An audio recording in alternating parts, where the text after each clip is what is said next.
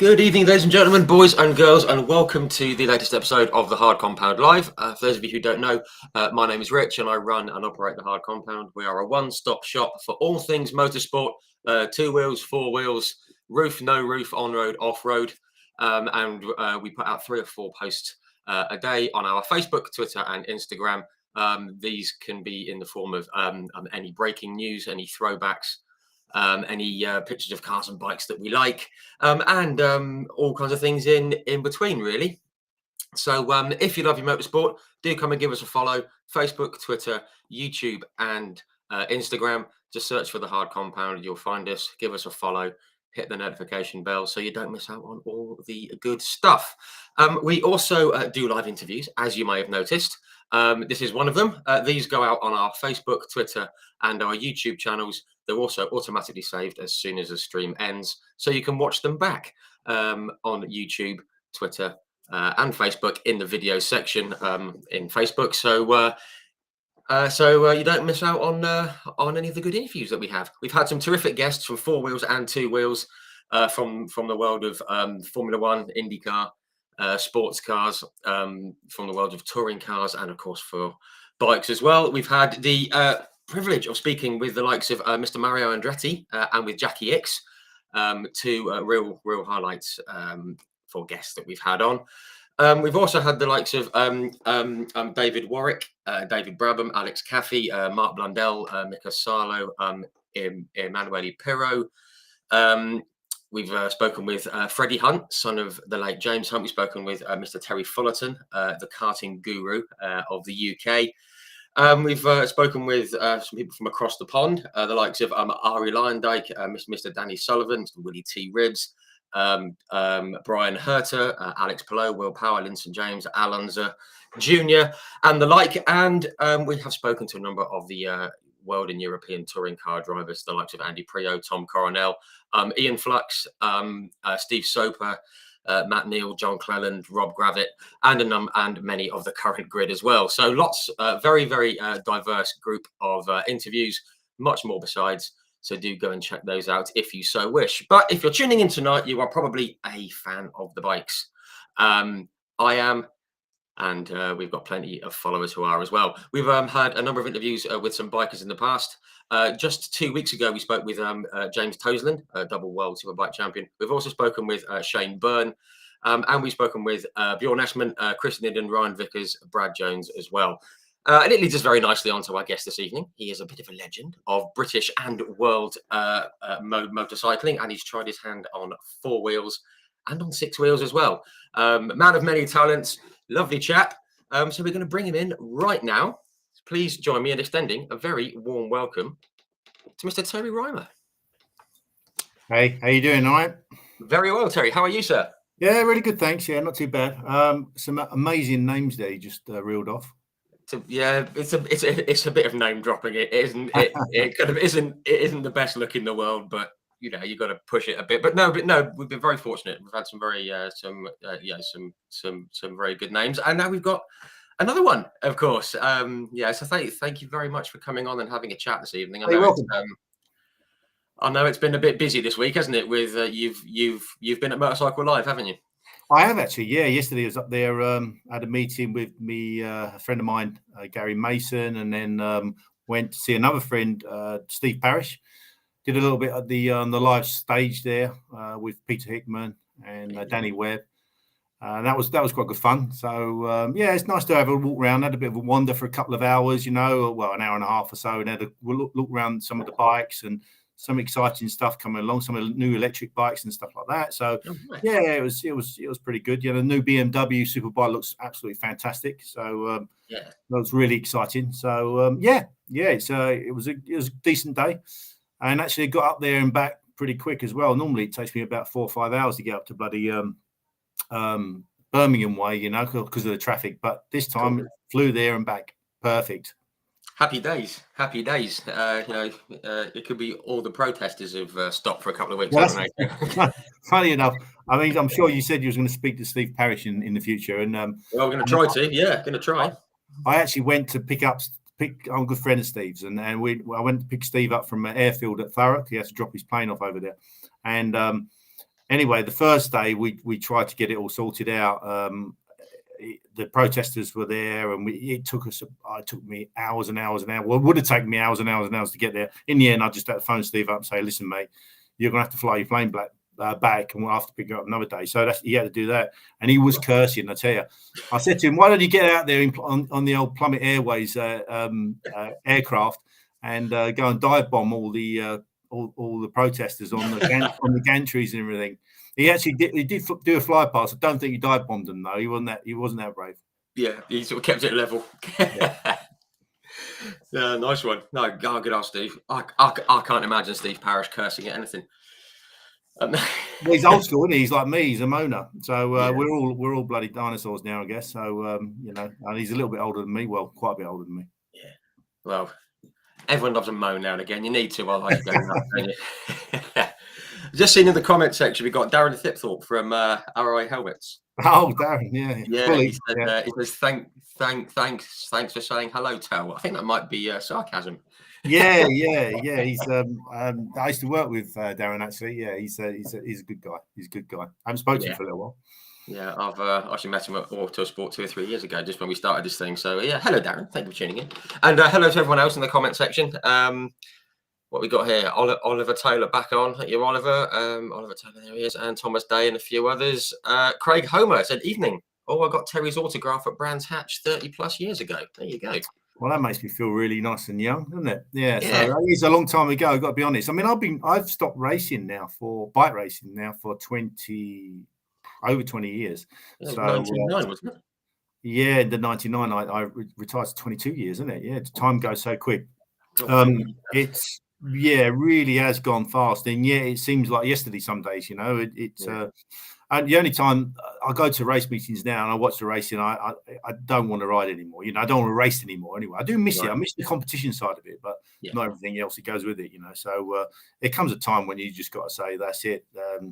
That's the time. It's all over. I still ride every now and then. I ride at on track days and stuff, and I get around relatively okay still. So I'm not too much of an embarrassment. No, absolutely not. And I think if I ever got on the same track as you, there'd only be one side of the embarrassment, and it'd be landing squarely on me. So don't worry about that one. But yeah, and obviously we've got quite a bit to get through. I mean, you've had an amazing career, on these shores and other shores, and So what have we got here? Oliver Taylor, never read out my comments unless you read them first. Yeah, absolutely. Always do a double check with Oliver's comments.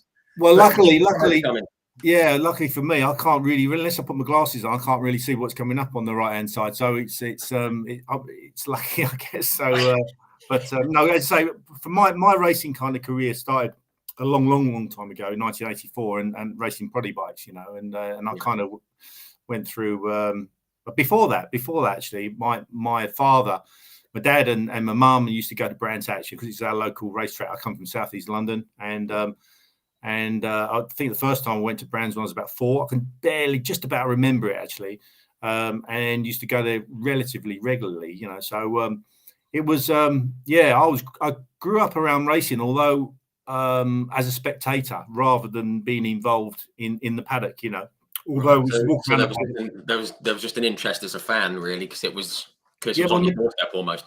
Yeah, my dad's been in the bikes since he was 14, 15, and so he's always ridden bikes, and I used to jump on the back of him and stuff, and so it kind of was a natural progression for me. Then I grew up in the Barry Sheen era, so he was an absolute icon and a mega star, as we, the old ones of us remember, and so I used to go down and watch him, and sometimes when I was sort of 11, 12, I used to ride from Eltham in Southeast London on my push bike to Brands to watch the Wednesday practice in the summer holidays, So I used to be about 15 or so miles, and I wouldn't tell my mum, she probably would have gone mad, but to jump on the push bike, ride all the way down to Brands on a Wednesday afternoon when the bike practice used to be every single week, and Sorry, my phone just went off there. That's right. Yeah, and I used to watch, and hopefully sometime Barry would be there, you know, tearing around. I used to go and sit in the pits. I was one of these urchins, you know, mooching about and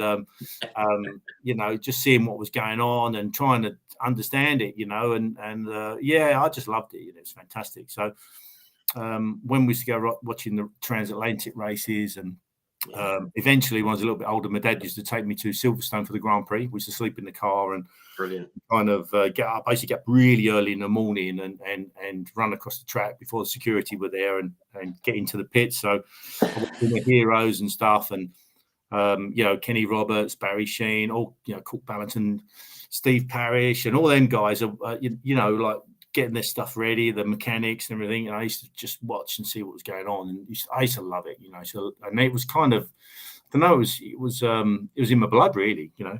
Yeah.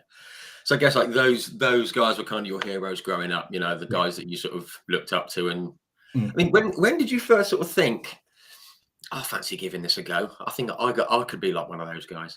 I always wanted to race motorbikes, okay, and I started riding dirt bikes when I was 6, so, and not competitively. I had an Ital Jet 50, and my nanny Olive, she passed away when I was about 6. She passed away really young and died of cancer, and she left a little bit of money for me. So I think it was 500 quid or something like that, you know, and which is a fair bit of money that in them days, you know. And she said to my dad, before she passed away, she said, look, put this away, either put it into a bank for Terry or for Little Tel, because my dad's big Tel. So my dad, although I'm big, yeah, okay, my dad's a bit bigger than me. So he's Terry Senior, I'm Terry Junior, but my mum and my family have called me Little Tel. You know, used to call me Little Tel, not so much now. But yeah, anyway, so she said, I'll put the money aside for Little Tel, or if he wants to buy something, you know, just let him do whatever he wants to do with it. So my dad sort of said to me, yeah, what, you know, you got some money from your nan, you know, and I just desperately wanted a motorbike. You can imagine, you know, and that. There's a place called Well Hall, which is near Eltham in southeast London, and a bike shop called Blanchard's. It was a Honda, Suzuki dealership. I think it was Honda and Suzuki. It wasn't Yamaha, no. It was Honda and Suzuki, and every time I used to go out swimming to Eltham Baths, you know, or whatever I used to do, knocking around with my mates and stuff. I used to walk past his motorcycle shop and see this little motorbike in the front of the shop in the showroom. Was an Ital Jet 50, you know, a little Ital Jet 50, a little Italian bike. Yeah. And I just thought it was just the best thing ever, you know. And I used to dream about the possibility of having one or riding one. I never thought I would ever get one. And I don't think we probably would have. I would have got a bike until I was quite a bit older, because, you know, mum and dad was an electrician by trade, and mum was a secretary, and it kind of, electricians nowadays earn really good money, but I don't know. We never seem to have a massive amount of funds to do anything, you know. But but we were okay, you know. We're okay and everything. We lived in a council house and stuff. And anyway, so I just said to my dad, I wanted a motorcycle, you know, and he said, well, you know, we'll go up and have a look. And I think he was quite pleased, really, because he was into bikes, you know. Anyway, cut a long story short, we bought the bike, and I was riding around this bike, you know, a week later or whatever it was. And that's what started the addiction, really, to riding motorcycles for me. I loved it. You know, I just really loved it. And a little bit later, my dad ended up getting me a couple of years later. He got me an 80 RM80, one of the early ones. And it frightened the life out of me. It really did, and it really scared me. I didn't want to ride it. It was really fast, you know, loud and everything, and it used to scare the life out of me. So I didn't ride for about a year or so, and then I started riding dirt bikes from there on, you know, up till I was about sort of 15 or so. Yeah, and so I learned my craft. I'm not a great dirt bike rider, but I learned my craft on the dirt, you know, which kind of helped me. I was one of the first kind of breed of riders, alongside probably, Cole Fogarty, James Whittam, and Chris Walker, that came from the dirt, in the early days. Whereas Steve Parrish, Keith Ewing, them guys hadn't really come from a dirt bike background, So they've been on the track and the tarmac. They sort of they went straight to the tarmac and learned their craft there, So when I got to riding LCs and stuff, the bike's moving around and drifting about and skidding and sliding around, it didn't really bother me too much, So I seem to have the edge on most people from the beginning, It's because you could control it when when others maybe would have felt a bit out of control. You could keep a bit more control. Not all the time, but yeah. Generally. I mean, it's amazing you say about the dirt, and you and your era sort of being the first sort of group to come from the dirt, because I mentioned we've spoken to a couple of the BSB riders who are on who are in the series at the moment, and they've all come through the dirt sort of side of things, Christian Eden and like Ryan Vickers and these guys. It's almost that's where you start these days, whereas it also wasn't the case back then, was it? No, it wasn't. And you know what? And it's gone on since then. Christian and all of the kind of guys that are racing now, and most of them have come from a dirt bike background, or they've come from riding mini bikes, and mini motos and stuff. And that's a new thing as well. Well, not now, it's not a new thing, but it was a new thing sort of 10 years ago. So, it's amazing what is available now, and I think we kind of forget a little bit when I started racing bikes. Now this is going to make me sound really, really old, but when I started racing bikes, my kind of era started racing bikes, and that there wasn't a great deal of information that you could get of how to go racing bikes, and I can remember really well that. We didn't really know what to do. I knew that my dad's friend, Mark Walsh, who incidentally, Paul Walsh's brother, and Paul Walsh used to be an international football player for England and a Liverpool player and Tottenham player and everything. Yes, he played for my club's rival. So right. Okay. Yeah. You just mentioned Tottenham now, and I'm not happy about it. He used to give me his old football boots to play at school as well. I know we're kind of digressing a little bit here. But anyway, but Mark kind of, my dad used to go and help Mark race on a 350 LC, Proddy bike. And I went a few times. I used to go and study and see what's going on and everything. And I thought it was absolute, the dog's doodads, And I thought I've got to have a go at this. It's been fantastic, but I didn't know how I was going to do it because I didn't have any money. So, so I kind of got a bit of an inside information from that, and then funny enough, Matt Oxley put in an article. I think it was Bike Magazine, and I always remind him whenever I speak to him. I'd always remind him about this. And this article was how to go proddy racing. Okay, it was about five or six pages long. And I just went step by step. I bought this old I had a when I was 16. I managed to get sold my dirt bike, and my 125 YZ I had at that time. Sold that and got a road bike, which was a Kawasaki AR. It was an AR80, but it was meant to be a 50 because I was 16. So I changed the side panels and the logbook. Somehow I changed the logbook. I sent the logbook off before the computers were around there. I sent the logbook off, said it was a 50cc, and it got munched up in. I shouldn't say this really, should I? Because I'll probably get. I'm sure it's a long time ago anyway. It's years ago. They've forgotten. Sent the logbook off and just said that the CC had changed. Well, I didn't say that. I said it was a 50cc, and somehow it came back. The logbook came back with 50cc on it, so I was like, away. I never told anyone. I just said I was a really good tuner. My dad was a really good tuner, and so I had this bike that used to do sort of 70, 80 miles an hour, so that was great. And I used to go around the roundabouts, get my knee down, and have holes in my jeans and stuff. And I was a proper tearaway. My dad just said to me, he went out for a ride with me once. I think he had a 350 LC road bike, and he just said to me, "You've got to go start racing. You got to go start racing motorcycles." He said, "You are going to get hurt on the road."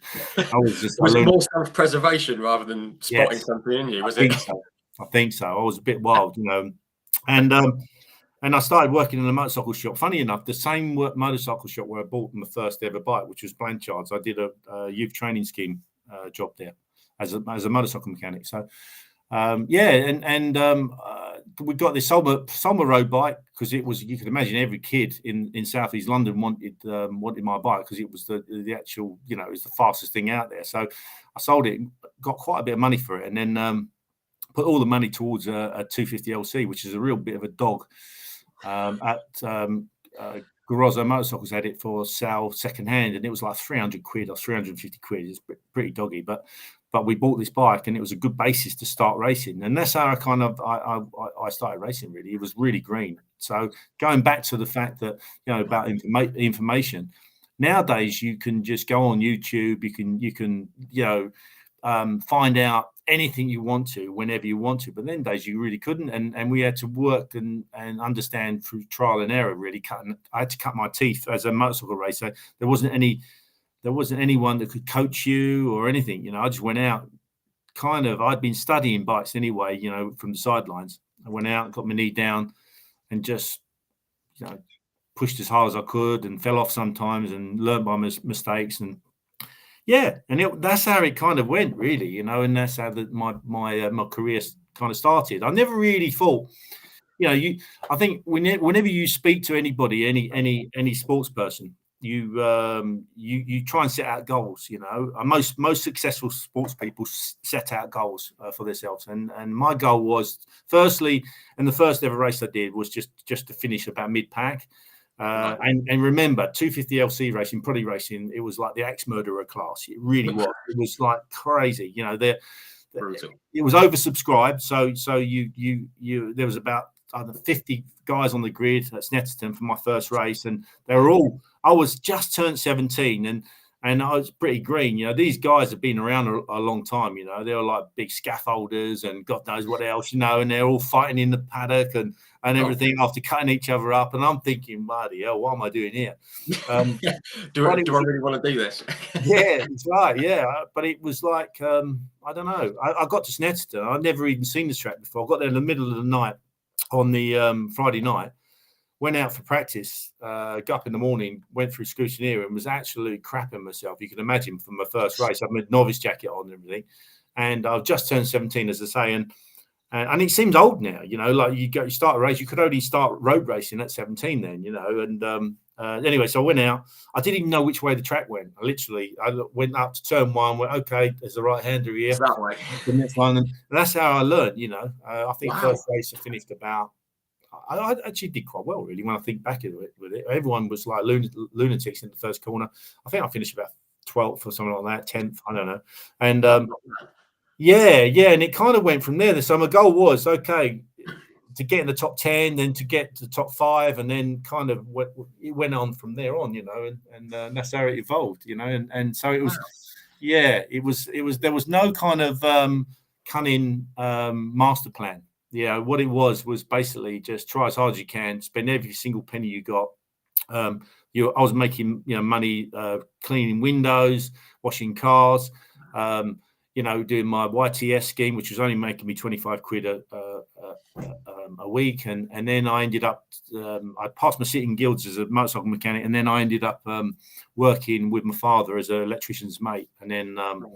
And I was earning a bit more money then. Yeah, we were going around and working on contracts and stuff, and started to make a little bit of money, mainly just to go racing, you know, so I could pay for the racing. Wow! So you just went out there, you know, worked at it, and got the money through the money at it, and went out and learned by doing it. You know, just learn by, isn't it? These days, it's lost. Yeah, learn by trial and error. Really. You make mistakes, you pick yourself up, you move on, you know, and.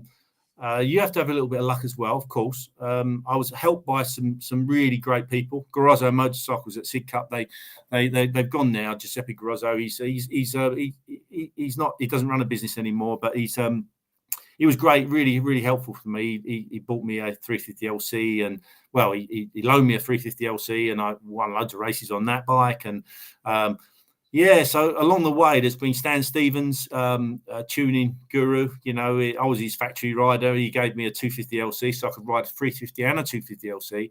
I think that year I won 147 races out of 152. I think that's what I've got on my notes. Yeah, that's what I've read. Yeah, something like that. Yeah, I don't know. I mean, I was racing every single weekend and bank holidays as well, 5 or 6 races a day, just to try and get the experience, you know, and it kind of, it taught me a lot. That riding MLCs taught me a great deal. You know, go to the Marlborough races, it was much harder. Racing against guys like Dean Askin and they were really tough guys, you know, really seasoned professionals, well, not professionals, semi-professionals, really.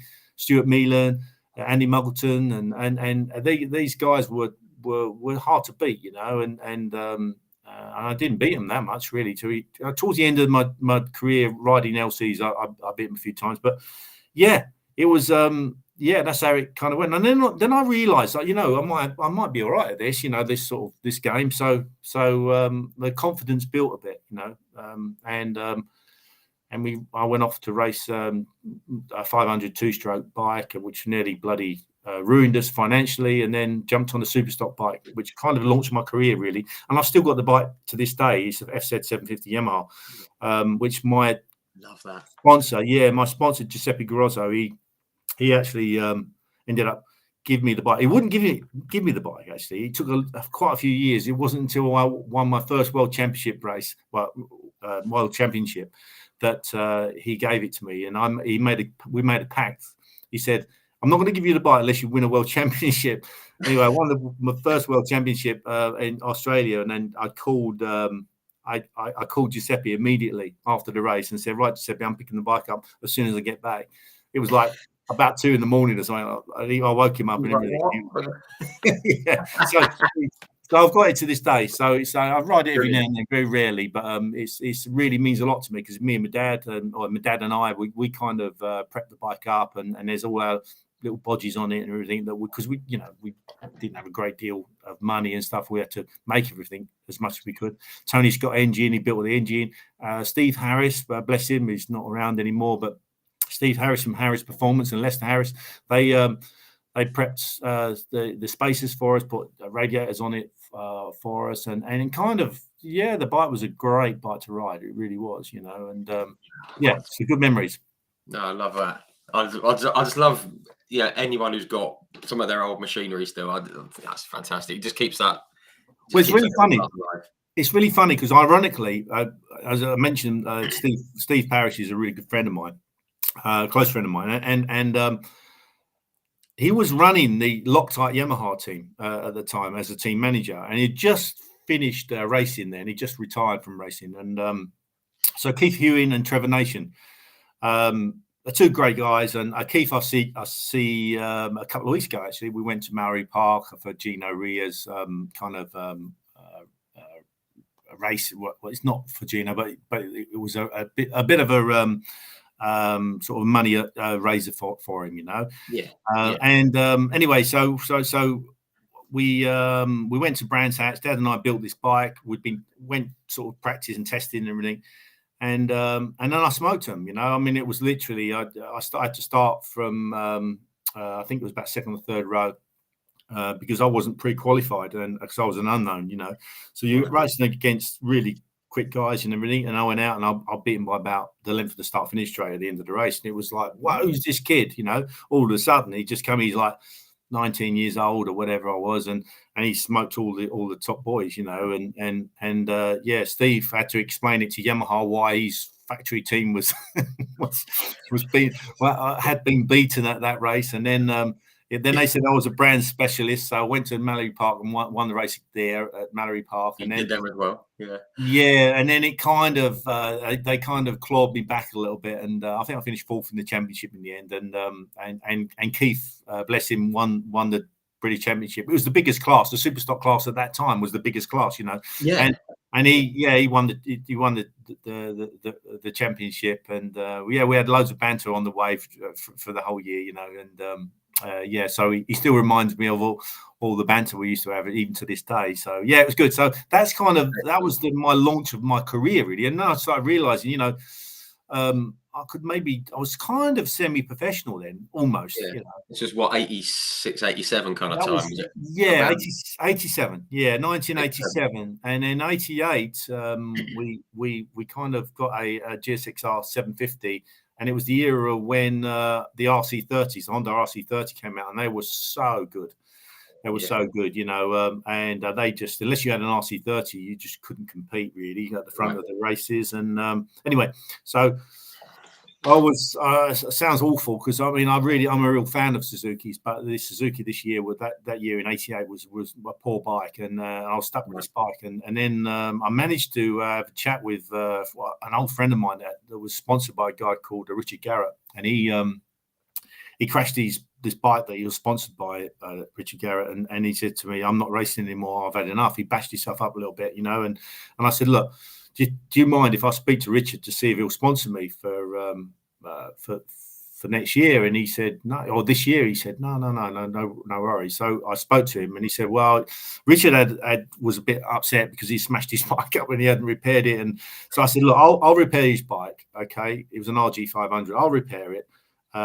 And I'll sell it for you. Let's see what we do with money. I said, we'll put it on the table and then I'll come up with a plan.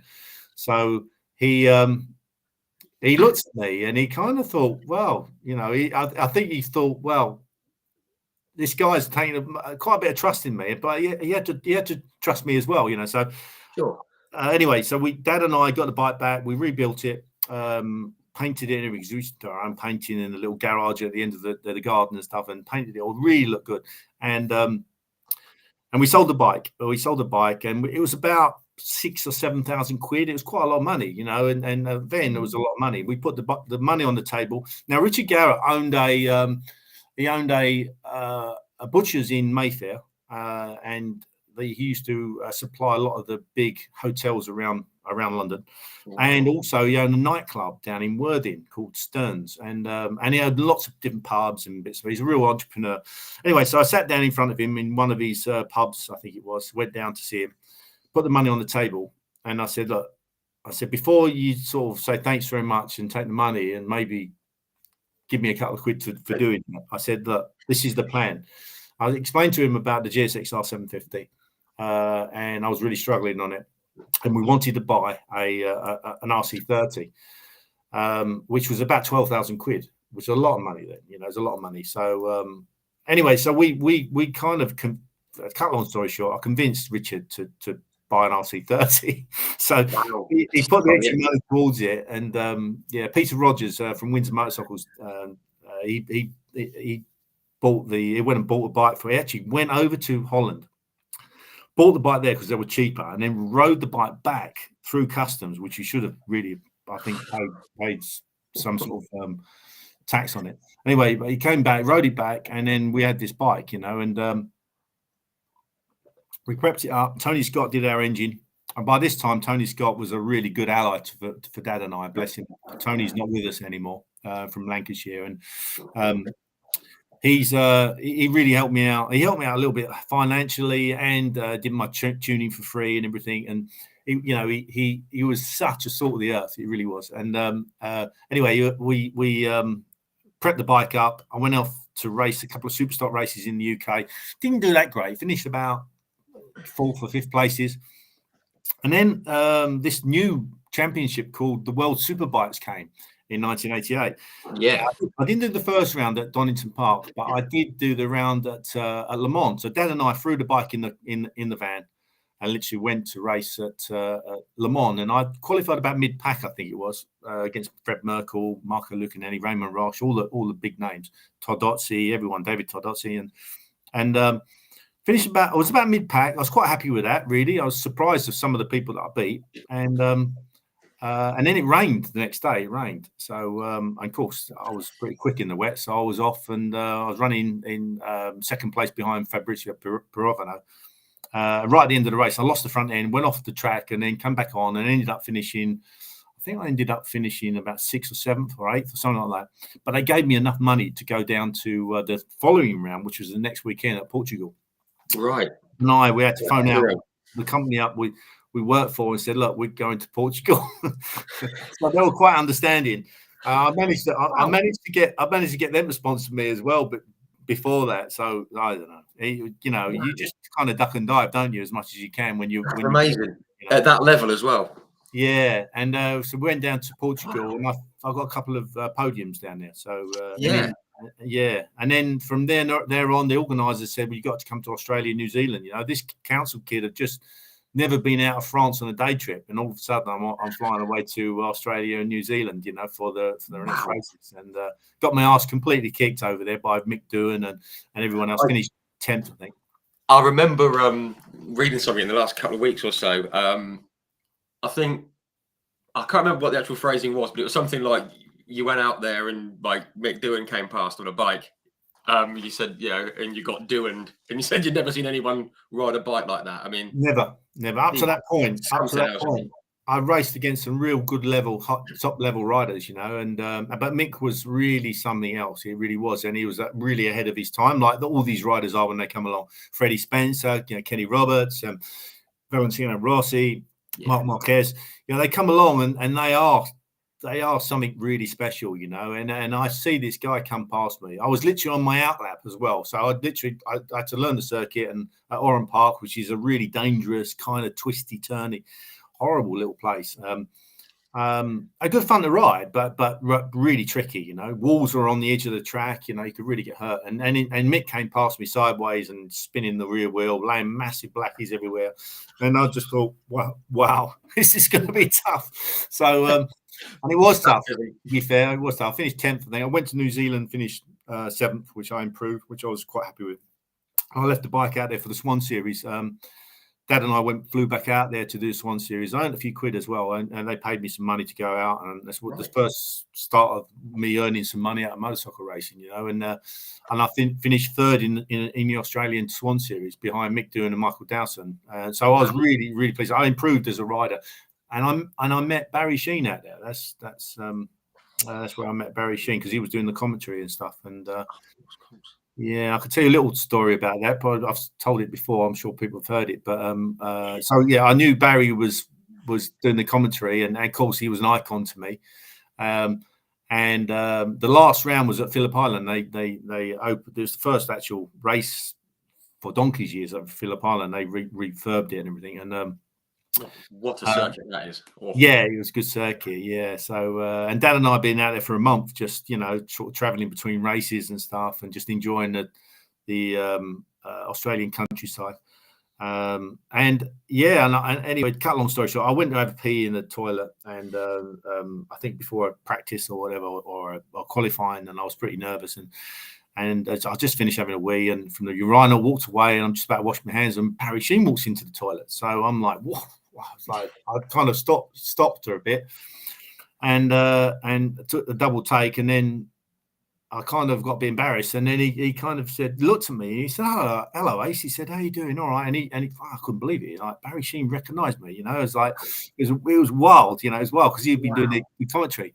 And anyway, so I went to shake his hand, and I went, "Oh, I haven't washed my hands yet." And he looked at me. He said, he said, "It's all right." He said, "You haven't got any diseases, have you?" I said, "I don't think so." No. I said, "No."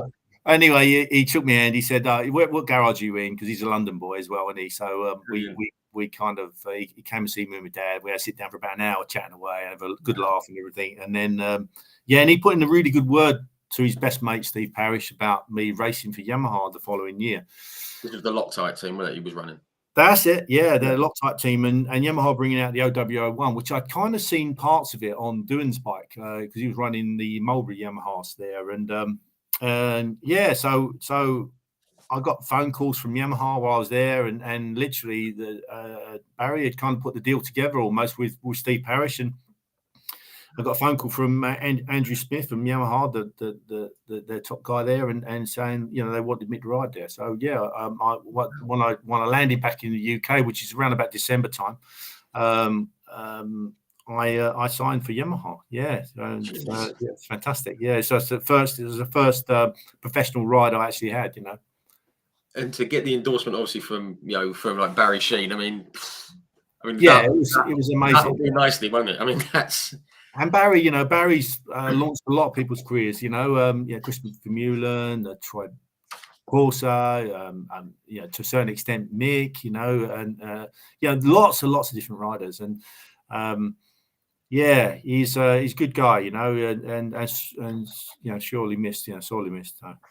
Yeah, very. Yeah, obviously enjoyed what he was doing as well, but obviously, you know, first and foremost, he was a heck of a rider. You know, obviously he was a bit before my time, but from bits I've seen, and Yeah. But he's a character, there's such a character, and he was an icon, he really was. But yeah, it was great to have met him. And then the next couple of years, when I was racing in the UK, he used to come along and sit down in my motorhome and have a cup of tea with me and my mum and dad and family and everything, and have a chat and laugh. And it was like, I used to have double takes all the time, just thinking like, Basil's in my motorhome having a cup of tea with me, it used to be brilliant. Yeah, it's good. Thinking, what is happening here?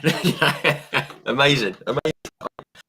Just on that 89 season, I've got notes here that in the opening round at Donington, you took third and second straight off the bat. The podiums in that opening round, from what I've researched anyway.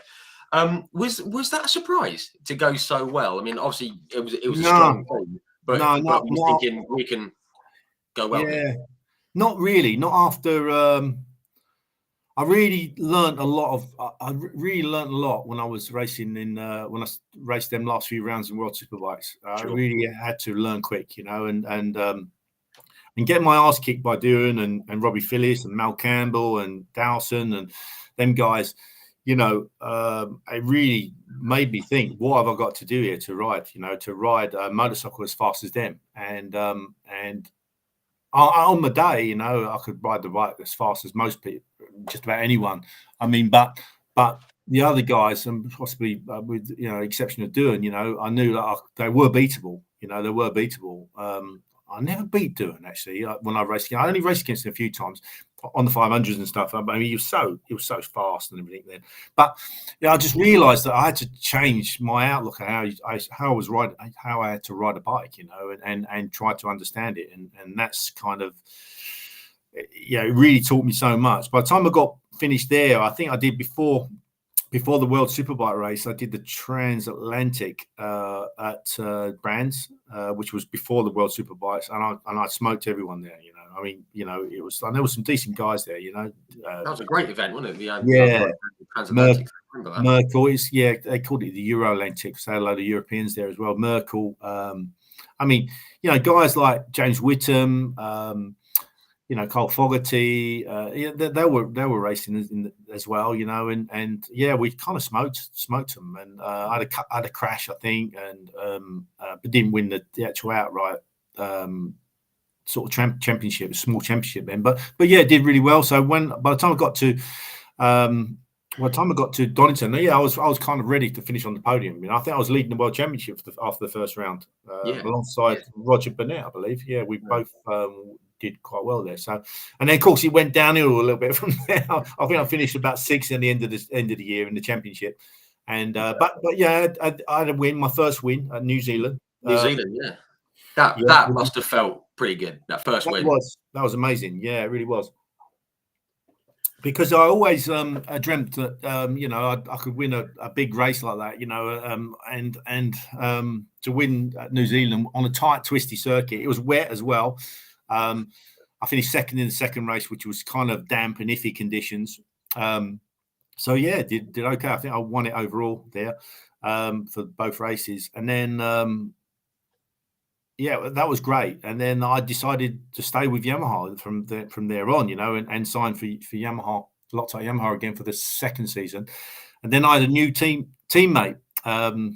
That year I had Mark Phillips as a teammate, and at the end of the year, they mentioned to me that there's this new guy going to be coming along, and of course Rob McElney had been racing GPs then, so he was kind of and one of the icons really I used to watch racing. He's a little bit older, not that much older. I think Rob's about 5 or 6 years older than me, maybe a little bit more. And I remember watching him, and he was, an awesome talent. And then they said, "Oh, how do you feel about Rob coming in as being your teammate?" Of course, I didn't want him. I didn't want him there. He doesn't know this, actually. Funny enough, I didn't want him there because I knew he'd be a bit of a handful, because you want a teammate that you can, you can beat. You can beat, yeah. You want to be the top dog. Yeah, So I said, no, I don't want him. We'll keep Mark. Mark was a good rider. Don't get me wrong; it was a really good ride. But Mark wasn't doing any international stuff. He was only doing racing in the UK. So anyway, they signed Rob, and they didn't listen to me. They signed Rob anyway, and then Yeah, it was really good to have a I mean, I got on really great with Mark Phillips. He was a really good guy and everything. And then Rob came along, and I kind of, when I realised he was gonna start riding in the team, I realised it was a really good opportunity for me because I could learn a great deal off of Rob. He's raced at GP level, and what he doesn't know about motorcycle racing is not worth knowing about. So. Yeah, I kind of immediately got on really well with Rob, because he's such a nice guy, and he's quite witty, he's funny, he's I went up to stay with him for a couple of days. We did a little bit of training together. He was much stronger than what I was and everything, and I realised then as well that I had to do a bit more training and stuff, and so he taught me a kind of a lot through the 2 years we raced with each other. I learned a lot off Rob. I gleaned a lot of information, not just information, but understanding how to kind of carry yourself in certain situations and everything. And the stories you tell me about the GP stuff and everything like that was really invaluable for me. So it was really good. Yeah, and I really enjoyed us. We used to have such a laugh, and as teammates. He always used to try and get into my motorhome or my caravan and that, and try and nick my biscuits. So I used to tuck a few biscuits as a treat to the side, and then one time I see someone reefing around in my motorhome, and it was Rob going through my cupboards trying to find the biscuits because his wife at that time, Sharon, wouldn't allow him any biscuits because although he's really fit, he's a thick set guy, and he has to make sure he keeps his weight down. So. So anyway, he's trying to find the biscuits, and then we ended up having a semi sort of a play fight wrestle sort of thing, and we ended up crashing out the door of the motorhome on the floor and rolling around. Everyone thought it was crazy, but it was good fun. Yeah, it was good fun. So we always had lots of fun. And then throw Robbie Phillips in the equation, the Australian Kawasaki rider, and there was some wild stories, wild things happening then. I tell you, it was really good fun. So we did have some fun together. Yeah, it was good. Nice time. Just want to say, I mean, that is the most British robbery ever, isn't it? Trying to steal some biscuits. If you had tea bags in one pocket and biscuits in the other. Yeah, well, he's always talking about flapjacks whenever he's on Twitter, isn't he? So you can see what I mean. Yeah, absolutely. Yeah. You mentioned the Transatlantic Challenge. I just want to go back. I think that was the first the first motorsport event I ever went to. Brands Hatch 87. I think Brands Hatch 87. I went with my dad. I was talking with my dad about this the other day because I said you were coming on. Yep. And he said, I'm sure it was that event. And I can't remember who it was, but he came skidding sideways at top of Paddock Bend about 20 feet from me. And little 6-year-old me was like, oh, crikey.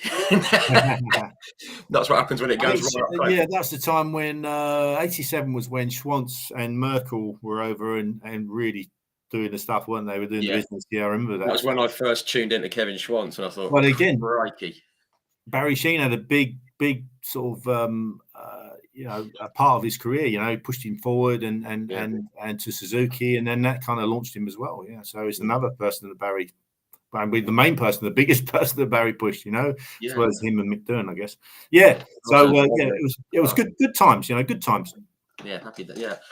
No, I was a big fan of Kevin Schwantz. I've been trying to get him on here, but I think I might be aiming quite high there, but we'll see. We'll try. Kevin's another really good friend of Rob Mack, and I'll have a word. Have to have a word with him. I mean, I get on really well with Kevin. He's I ended up riding his bike and testing his bike and everything, and riding it in some Grand Prix and stuff when he retired. So and did a bit of training with him out in Australia alongside him, Darryl Beattie, and then McDermott. I used to go out to Australia sometimes in the winter months, to ride my push bike and stuff. So, and he's a real gentleman, is Kevin. Really is a normal guy, everyday guy. A good laugh. Yeah. But most bike racers are pretty good guys, and all come from a similar background normally. So, yeah. Obviously with Kevin Schwantz, I mean, on the bike, he doesn't look like your normal kind of guy because he's his arms and legs, and when he wins, he's off. He's always giving it the big one. But yeah, from what I've seen, he's just like so many others, completely different with the visor up than when the visor's down. Yeah. Which is good to see. Oliver Taylor, we would love Kevin to come on. Yeah, absolutely. And also you mentioned you mentioned James Whittam. Apparently, he has retweeted the chat link to this. So thank you, James. If you are tuning in, very helpful. Get in touch. Was that James Whittam? Yeah. Yeah. James, funny enough, I see him at the show, at the bike show, and he was, he's really on good form actually. Yeah, looking really well, and yeah, it's always good to catch it. You know what, James and I, we've kind of known each other now. I mean, I wouldn't even. We kind of started off together. So James, I think, I mean, he's a similar age to me, but we started similar sort of times. You know, I went the Proddy route into racing, into super bikes. He went from 125s and smaller two strokes and stuff. But yeah, we've kind of gone cross paths and raced against each other over the years. And yeah, one time finally we actually raced with each other. I managed to get him into the Cert Suzuki team for the Le Mans 24 hour. But that's another story. I'm sure next, if you ever get him onto the show, he'll tell you all about that. Yeah, I will certainly try. I mean, there's so many great characters, you know, from the bike world. It'd be great to get some of them on. But he's a busy man, isn't he, with the BSB stuff he does? But yeah. But we'll see. But yeah, I mean, you had a few years, obviously. Just getting back to it, you had a few years in like World Superbike, and but then I've got it. You went up as far as 1992. You had just like a little sort of like a bit part season. Was that when the endurance stuff sort of kind of kicked in and took over? Yeah. So at the end of 91, I was offered a ride from Yamaha again. So I've been riding for Yamaha, locked up Yamaha for 3 years. Steve Parrish was racing trucks by then, and was a team manager, and he decided to just go truck racing, which left kind of the team to be run by someone else. Okay. And then Rob Mack decided to run the team. He was my teammate. And then I was offered a ride with Yamaha again. They offered me quite a good deal, actually, to be fair to them. But I kind of, although I love Rob, you know, he was my teammate, you know, and it wasn't going to work because he was going to be team manager as well, and I knew he'd take all my nice little bits and everything I had on my bike that Adrian Gorse, my mechanic, and I had kind of squirreled away and managed to do some sensible bits and pieces with. So yeah, and apart from that, I just thought, you know, it's time for a change. Yamaha kind of had offered me a test ride on a 500 with Kenny Roberts. Well, they said they were going to offer me a 500 test ride, and unfortunately never materialised. And I just thought, you know what, I took a massive chance. So at the end of 91, I had a ride there to race in the British Championships and do the odd World Superbikes, but that was my World Superbike program was going to be cut down. So I decided to just take the plunge and just do something different. And it was a really big step for me because, you know, I was earning sensible money, riding for a good team and a good manufacturer, and then stepped away from it. And that was pretty scary, I've got to say. And then I approached, actually, Kawasaki approached me to ride in their World Endurance team. So I thought, you know what, I'd already done a World Endurance race. My first international race, I think it was at Spa, and raced there and on an RC30, and I really enjoyed it. It was tough. I really enjoyed it. And so, yeah, I thought, why not? Let's do it. You know, the deal they offered me was fantastic. It's a full factory deal. Be racing Suzuka, Le Mans, Boulder. It was Malaysia 8 hour and Australia 8 hour, I think, or 6 hour. I can't remember. 8 hour at Phillip Island. So it's a full program. The money was really good. Full factory bikes, as I say. And I just said, yes, let's do it. I didn't even know who my teammates were. So, and I knew that they had 2 factory bikes, one with Alex Vieira riding, who was already the current world champion, Steve Hislop, and a guy called John Louis Battistini. So that was the number 1 team. That was the number 1 bike. And the number 2 bike was going to be me, a guy called Jean Dorgex, and a French guy, and another. Okay. So I turned up for the first test at Le Mans. And I'm standing by the bike and I look at the bike. The bike was trick. It was Formula One rules then. And I looked at the bike. It was really trick and big budget, as I say. Big trucks, everything, you know, and I thought, wow, this is pretty cool. And then Carl Fogarty walks through the garage, and I looked at him and I said, and Carl and I hadn't really been, and we weren't best of mates, really, you know. Yeah, you'd cross paths before. Yeah. I'd Yeah. taken him out, I think, at Cadwell Park. And to be fair to him, right, I know it changed later on when he got on the Ducati, but really and truthfully, you know, I used to smoke him in the earlier days. Okay, so and he didn't like that, and you know what Cole's like. You know, he's such a determined little bugger. Yeah, absolutely. So he said to me, "All right," he said, "What are you doing here?" And I said, "What are you doing here?" I was just about to ask you the same question. And he was like, "I'm riding for Kawasaki." I said, "Well, so am I." He was like, "No, you're kidding." I said, "Yeah." And anyway, so Christian Bourgeois walks over. He says, "Oh, how are you doing? I see you've seen each other. You're riding together this year." And we were like, rolled our eyes in the back of our head, you know. Really? Thinking, no, you know. Anyway, so we just sat down, had a chat, said, "Listen, we got to win this championship, right?" We weren't expected to win it because the guys that were more experienced, you know, Izzy and Vieira and Battistini were the guys that they expected to win it. And what the team manager was going to do is we were on the number 2 bike, and he was just going to put us on the bike. He knew we were quicker, you know, and put us on the bike and just go out and be basically the rabbit, and get Honda to chase us, and then obviously either they'll crash or whatever. He didn't expect us to win or to finish even, you know, because we, you know, anyway. And then Vieira would be in there just doing the business and bringing it home and winning the championship. That was the plan. Well, we Carl and I had completely turned that upside down, you know, because we jumped on the bike, put it on pole position, we're miles quicker than everyone, and we won the race, you know, and it was like the bike of Vieira's broke down in the end, and his broke down. So now we're leading the world championship. Okay, so we go to the next round. I can't remember where it was, maybe Spa. I'm not sure.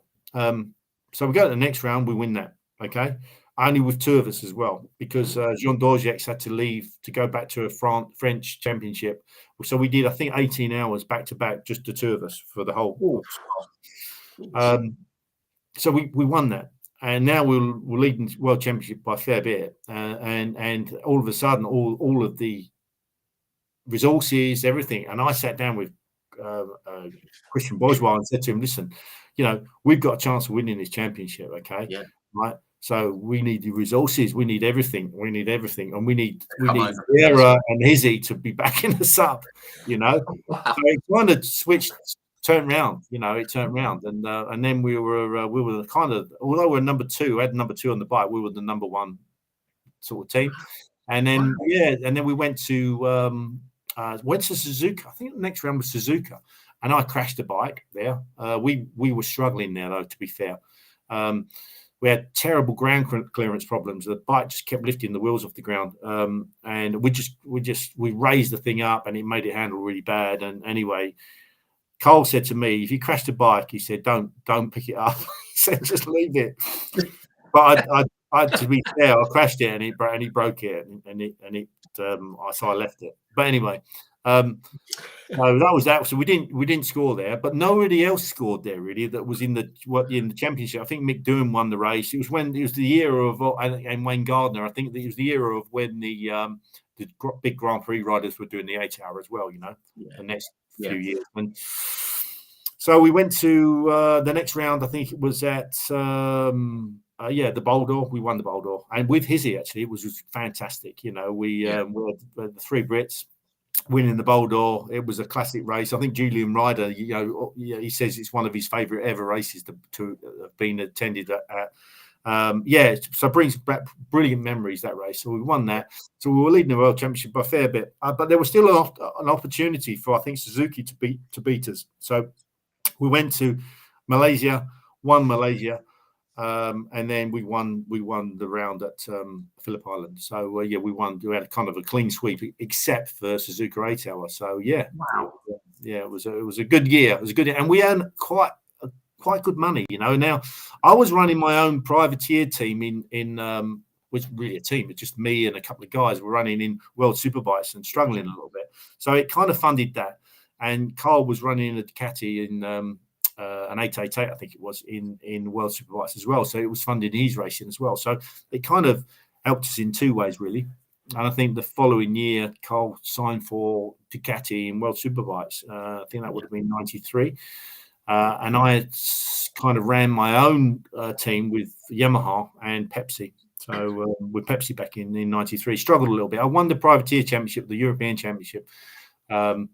Finished, qualified front row a couple of times. I was running my own bike from a unit in West Kingsdown, and didn't have any factory bits, but we did okay for considering, and then 94 I signed up with Rob Muzzy for the Muzzy team with Scott Russell, which to be fair, 94 was although I finished on the podium a few times, I hated every minute of it there. My mechanics were good guys and everything like that, but there was I just couldn't gel with the team, and right. Without saying too much, it just didn't suit me at all, So that was that. At the end of 94, it was kind of I was out of it. So and that was it. That was the end of that one. Kind of went out of it, and then 95 rode for Bimoto very briefly. And then I decided I wasn't, because they were running a Suzuki engine in the Bimoto. It wasn't really fast enough. They were running fuel injection. It was really early days of fuel injection then, and bike kept cutting out. So I kind of stepped down from that. I weren't signed with them, so I literally rode the bike on an ad hoc basis. And then I didn't even qualify for, I think, the first round at Hockenheim. It was the bike kept cutting out. So anyway, cut a long story short, I stepped away again, took a big step, and just thought, you know what? I was carrying in the meantime, I was still doing my world endurance racing, which was kind of with Kawasaki, and so I was earning a living anyway, and riding for a factory team. So I was quite happy. Anything else that I kind of did in between my world endurance, it was a bit of a bonus really. And then I started test riding for Lucky Strike Suzuki. They contacted me, Gary Taylor, and said, look, we got some electronic suspension. We wanted to try and test, and we got our own test bike and everything. And are you interested? And of course I said yes. And then I rode the bike quite a few times at Czech Republic, Brno, the test circuit. And it was really good fun. And then ended up racing the bike a few times. And best finish, I think, in the Grand Prix was 7th on that bike. Yeah. Yeah, that was. I've got it. It was at Assen. Yeah. Do you know what? Assen was a funny one. I won. We were running in third and fourth. Circuit, I was running third and fourth there, and behind Creville and Doohan, and Scott Russell and I were going backwards and forwards between third and fourth place. And it started raining halfway through the race. And I'll tell you, I thought we were going to get a podium. I thought we were going to win it, because when it started spitting, we started catching Creville and Doohan. And I thought, you know what, we could have a first and second here. And it would have been an amazing result. Can you imagine it? I mean, Grand Prix, winning the Grand Prix. And wow, Assen as well. And then they stopped the race. So they stopped the race and then restarted it. When they restarted it, I got punted off, I think, by Arbe or Checker or someone onto the grass, and got back on again and managed to work my way back up to I think 7th place. Yeah, but when you think about it, I remember sitting on the grid and sitting and looking at Mick Doohan. You'd have Carlos Checker, you'd have Alex Creville, Kenny Roberts Jr., Luca Cadalora. You go through all the names. There's 15 guys there were just legends, and proper riding. Wow, and I look back on it and just think I was so privileged to have been racing at that time. It was the kind of the mega era of motorcycle racing. Yeah, absolutely, and that was on the proper Assen circuit before they chopped the bits out of it. It was on the proper one. I think it's still good by the look of it. I haven't ridden there since they've changed it, but I've obviously never ridden it, obviously, but I went there in 2018 with my dad, actually, for the MotoGP. It was that race where there was something like 384 overtakes or something. It was the record, and it is something else. It's an amazing place. The fans are just absolutely bonkers. They're absolutely mad for it, aren't they? And but yeah, what a fantastic circuit. I mean, we spoke with James Toseland a couple of weeks ago, and he said it's not called the Cathedral of Speed for nothing. I mean, I mean, sent my I favourite sent a circuit video is back actually. With someone, I think it was Moto 2 or Moto 3. I can't remember. I sent a video back to my brother-in-law, and he went, "Look at the speed of them." I went, "Yeah, that's not even the MotoGP that's lads, not the mate." big boys, no. It's funny, yeah. I mean, for me, I like Assen. It's one of my favourites. Brno is as well. I really like Brno. It's a great track. But for me, the all-time favourite has got to be Spa. You know, because Spa circuit for me is just the best circuit in the world. You know, it's awesome. You feel like you're actually going on the journey in that place. You know, it's a great place. But yeah, good stuff. Just a couple of bits I just want to sort of touch on. I mean, 94, you mentioned about the Suzuka 8-hour race. There was one where you lost by or whatever it was. I mean, I was trying to skip that. I didn't want to remember no, that. I mean, I was just going to sort of we'll do it very quickly. I mean, it must have been No, that's all right. fascinating. It must have been. I mean, after 8 hours and you lost, I don't know what the actual timing was, but it was that, wasn't it? I mean, I think it was about, I don't know, 0.08 or something, or something. Yeah, no, I think it was that, maybe, 800s or something like that. Yeah, Yeah. I don't know, whatever it was, but yeah, So it was close. It was close. It was a great race, actually. To be fair, it was Doug Poland and Aaron Slight on the factory Honda, Scott Russell and myself riding the Kawasaki, and yeah, we battled right the way through, and we just lost it. It was so hot, so tough, and everything. And yeah, to be fair, I mean, I haven't mentioned Scott.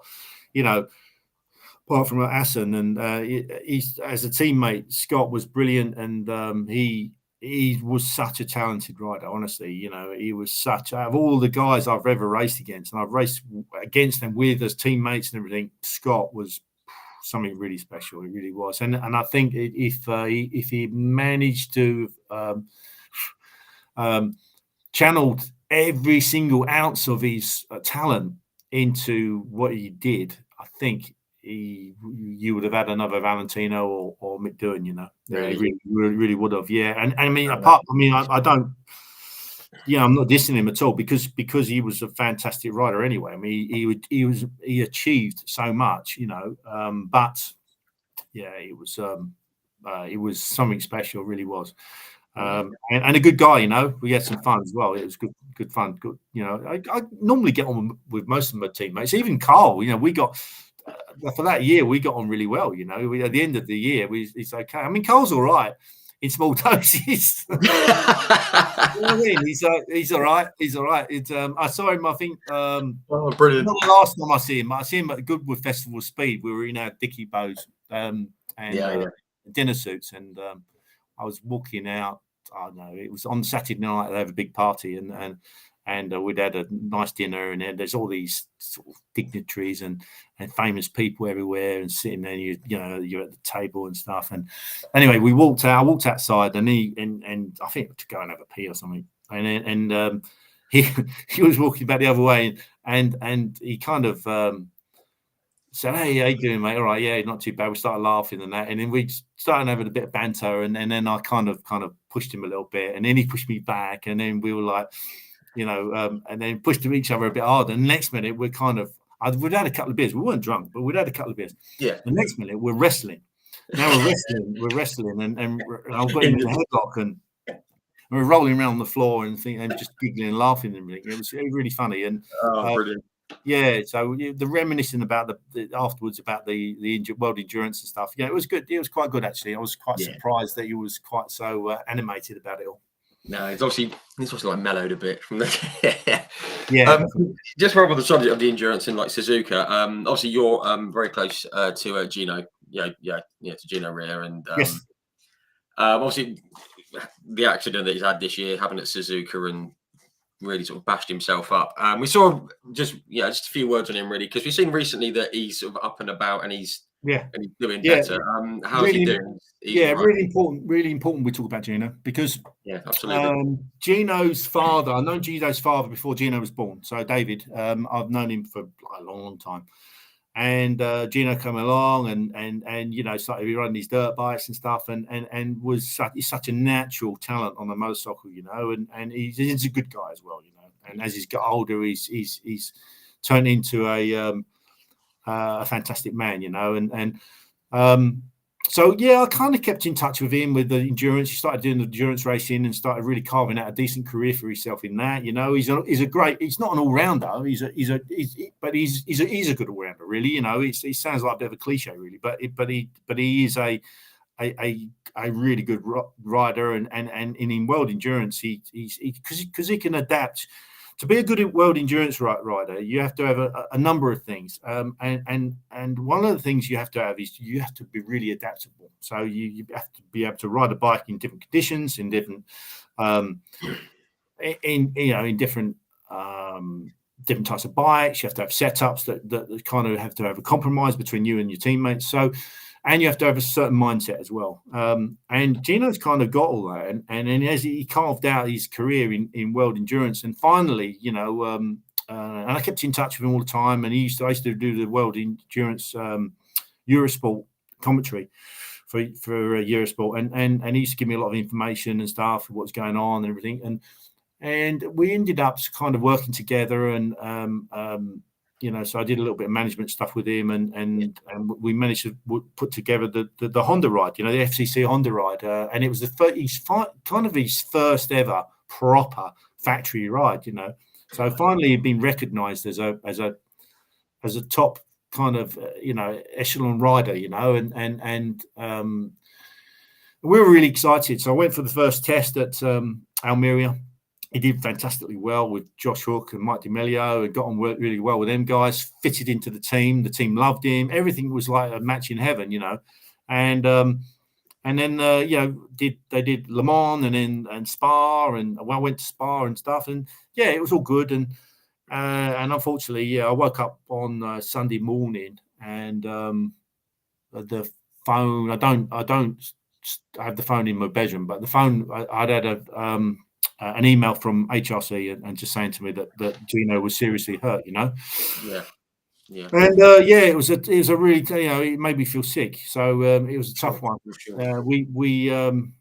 Yeah, it's been tough. It's been really hard. The family want to keep everything really, really private and everything like that, which is fair dues, you know. Rightly so. Yeah, rightly so. So, but cut a long story short, he's recovering. He's doing very, very well. Brilliant. And I'm seeing him on Friday, actually. So gonna have a good chat with him on Friday. Can't wait to see him. It's the first time I've seen him since the accident. I've purposely not seen him. Not many people have seen him. He's been out and about a little bit with his father and stuff, and he's doing really well, really, really well. So I'm looking forward to seeing him on Friday. So yeah. Should be good. So yeah, it's a real shame that we finally got him into a fantastic team with, and he showed how good he was as a rider. He could, you know, and that happened. So what happens in the future, I don't know. I just want to make sure that he has a good life and a fulfilled life, you know, and which I think he will have. Yeah, I think he will have. So. Yeah. Well, that's brilliant to hear. Absolutely brilliant to hear. Obviously, you know, no one's going to pry. We don't want to do that. But no, it's great to hear that he's doing well, and do pass on the best regards, I think, from myself and from everyone watching. I'm sure they will pass that. Yeah, he's a real star, and I'm sure that you'll have him on there one day. Yeah, you know, and when he's sorted himself out. Actually, I've just seen here. What year did you race in the trucks? Jake Wardle. Hello, Jake. Thank you for the. Now I've seen that without putting my glasses on as well, so I'm quite impressed. What year? 2000, and I think it was 2003. I think it's such a long time ago. 2003. So I raced in the European, not in the British Championship, in the European Championships with MAN. That was kind of a baptism of fire. That's to say the least. I'd never even raced a race truck at all, and then the first time I actually got in the truck, apart from driving it in a straight line up and down at Bruntingthorpe Aerodrome, they built the truck. They built very, very late. David Atkins and the Atkins team. It was sponsored by Castrol, and it was a truck from MAN, and literally I think there were about 1800 horsepower or something like that. But they're limited to, I think, about 100 miles an hour. 100 miles an hour. Anyway, I drove up and down the straight line, shakedown test, and went straight to Catalonia to race in the first round. And so we were a million miles away, competitive wise, with the truck. And now before that, I'd raced in GT cars. So I raced in Porsches and in the British Championship for the first year, and the second year I raced in. But we'll go back to that in a little while in the European Championships and the Le Mans European Le Mans Championships races. But yeah, so the truck was a million miles away. We didn't get the truck sorted out. Cut a long story short, till about halfway through the season, and we had an MAN factory technician came along, and we got everything sorted out with the truck. And then all of a sudden, I qualified front row, and then I was bang on it. I think I never won a race, the European races, but I finished second a couple of times. So I was quite pleased with that, you know. So they're in the mix with all the big boys, you know, and it's pretty tough racing, that's for sure. It's bonkers. Yeah. I've done a few good things in cars. You know, I did. You know, on Top Gear the other day there was a thing about the F1 racing. You know, where the cars with the big wings on them that got 800 horsepower that go around the ovals. Yeah. Well, I had a chance to do that actually a few years ago. That was about 2002. I think it was 2001, 2002, and I entered a race and start from the back, and then I think I finished second at the end of it. But that was fantastic. Getting the car sideways, big V8, 800 horsepower was awesome. Stock car type thing, isn't it? Yeah. It was fantastic. You know, was really one of the best things I've ever done in the car. That was. You've just reminded me. Actually, I had a message yesterday from Ian Flux, and he said. He said, he said up at Coventry around that time. Race at Coventry. He won it, I think. Didn't he? He said, make sure that you tell Terry that I beat him. Yeah. Well, do you know what? Right. I think he's a crafty so-and-so, he is. I tell you, because he is. We love him, though. We love him. I think he knew about the qualification. So there was Tim Harvey and myself hanging it out, really pushing hard, and there was about 10 of us, I think, in the race, and in the qualifying, and Tim was fastest, I was second fastest, and then I don't know where everyone else finished up anyway, but we got started off the back of the grid, so Tim was last, and I was second to last.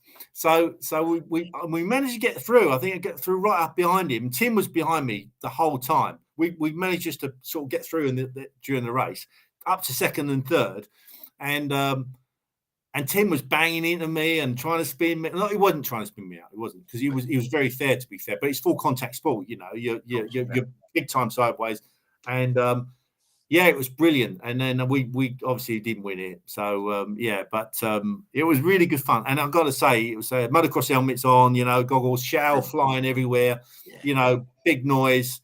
It was great fun.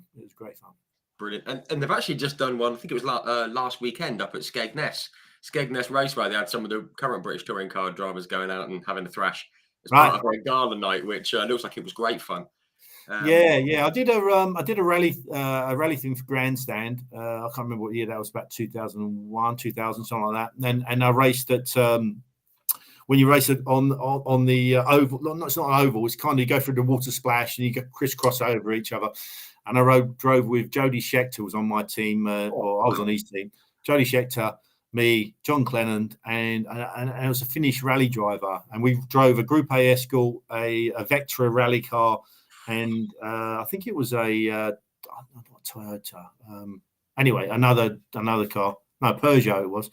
And so front-wheel drive car, four-wheel drive car, and another front-wheel drive car. The Group A Escort was brilliant. Yeah, it was really good. So a few varied things, really, you know. And it's nice. Lots of fun. A lot of bike racers kind of stick to bike racing and just stay in bike racing. I never really wanted to be a one-trick pony, you know. I wanted to have a challenge and do some different things. And I won some, you know, I won a European Le Mans race at Vallelunga with Magnus Vollender. And, you know, that was my first big international race win. So, and the whole story was to get to the point where I'd enter Le Mans 24 Hour in the car and try and win that. Right. Because I don't believe that anybody has ever won. There's guys that won F1 and been in the Le Mans, but they've never won Le Mans 24-hour bike race and Le Mans 24-hour car race. As far as I know, you've won around the Bugatti, the like Bugatti circuit, haven't you? So that was the story really, and then I got to the point where I got quick enough to be able to cut it with most of the top guys, in GT cars, and then I was offered a drive with Freising a Porsche to do the Le Mans 24-hour, and just before the pre-test, somebody come in and bought my drive off. I mean, I wasn't getting paid to do it, but I wasn't putting any budget in either. So, and unfortunately, someone came in with a big load of money and bought the drive, and I was left out in the cold. So that's when I kind of realised that it's not sustainable for me to make a living out of car racing. Well, I made a few quid out of it. I just couldn't earn a proper living out of it, And it wasn't going to be a long-term thing or anything like that. It was no, and I needed to drive for another 2 or 3 years probably to get into a factory status, driver. And I only raced for 2 years, so really, and I was, kind of at the front of the races, but and as quick as most people, But so it was what it was, and it kind of, I realised I had to grow up and get a normal job. Well, actually, I didn't. I raced the trucks for a year, and then I ended up working in the motorcycle fraternity and for Motor Direct and doing other things for Pirelli and stuff. And and I've always worked with Eurosport as well, so I've always been involved in motorcycles somewhere along the line, Yeah.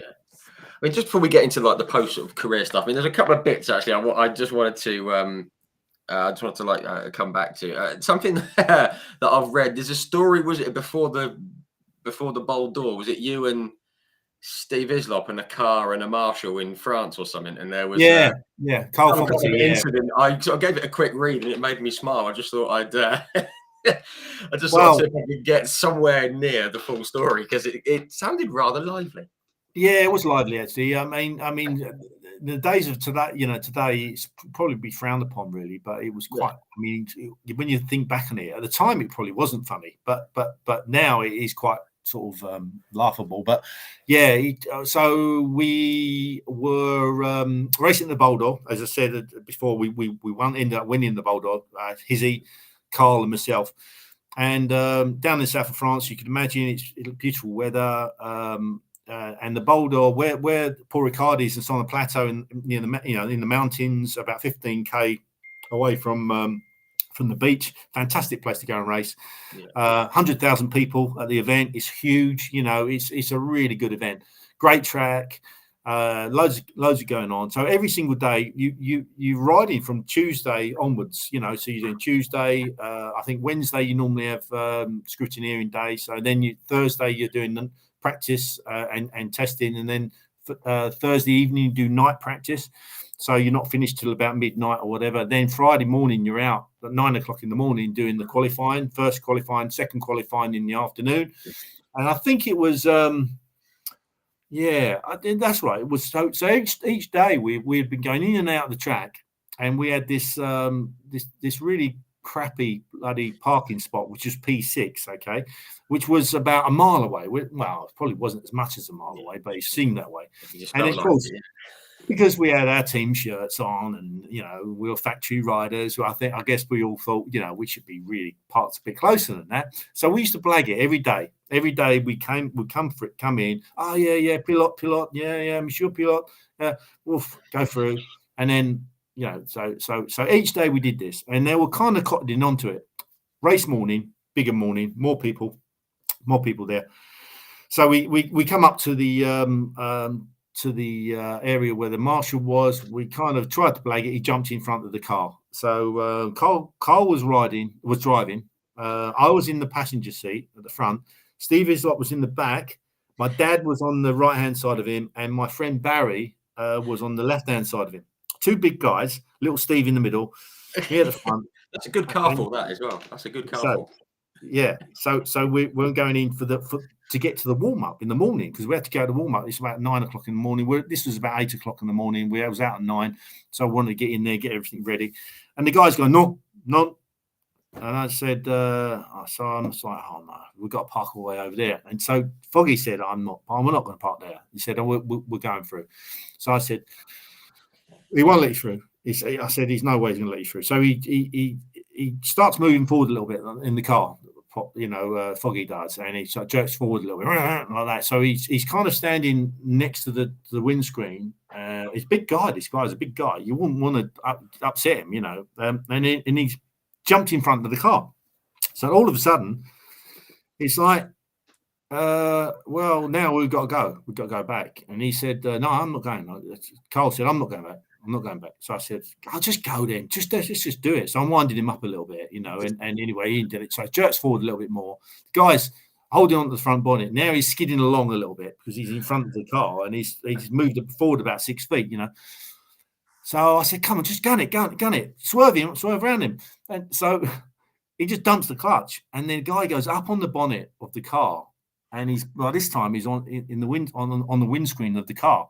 And he's looking through it, screaming and shouting at us. And I'm sitting there thinking, oh no, he's only gone and done it.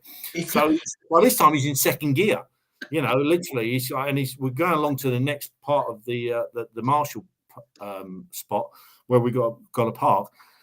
And the guy's tried jumping off, and he's got off the car and he's skidded down the road, and it's all gravel rash and everything. And I look back and I'm like, my dad's going shouting at us saying, what you doing? And then little Steve was going, oh no, and he's got little Scottish voice and stuff. And anyway, so he goes around and they put this halt arm down. And so we had to stop. Okay. So now we're doomed, completely doomed, because we can't get anywhere. We're going to get captured. So I think, you know what? I've got my backpack here. I've opened the door up and I've just launched out of the car and I'm running to the paddock, right? Then Foggy jumps out of the car. The car's still running. My dad's in the back. My friend Barry and Izzy, they've all jumped out of the car and run off. We've all run off in separate or different directions. The car's still running now, and that was it. So I'm thinking, oh no, we're thinking of getting loads of trouble. We had our Kawasaki shirts on and everything. Anyway, so we managed to I quickly got changed into the leathers and managed to get out for the warm up. Thought we got away with it, and then the police turned up. So, wow. Yeah, so I had to speak to my friend Barry. He's not with us now, actually. He passed away 2 years ago. But I said to him, Baz, you're going to have to take the fall for us, mate. You're going to have to take one for the team. And he said to me, I don't want to go to prison. I said, you won't go to prison. You won't go to prison. I said, listen, we'll pay a fine. We'll have to pay a fine. I didn't know. He may have gone to prison. I don't know.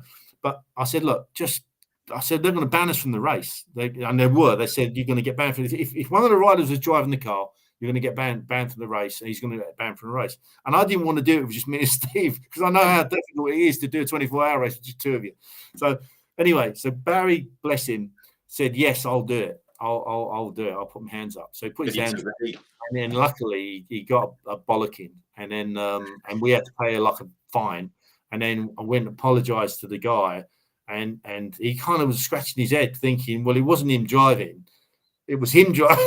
And then, anyway, in the end, we gave him some T-shirts and stuff and a few quid and that was it. So, yeah. So, wow. The Boldor of 92, the win, it was almost never to be because of this incident at the beginning of in the morning of the race.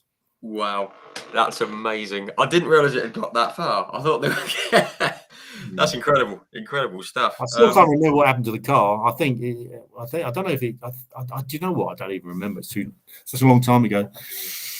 Blimey, that's amazing. That's amazing. Another just want to touch on 1990, the British Superbike Championship. Obviously, you won it. That was the first sort of year that it was the series, wasn't it? It was the top British, it was top British series. I mean, obviously it's sort of grown into, I think BSB's gone from strength to strength. It's the best domestic series in bikes, absolutely. No question. Just wondering what your memories of that kind of year were, because I can remember that time, and then a bit later.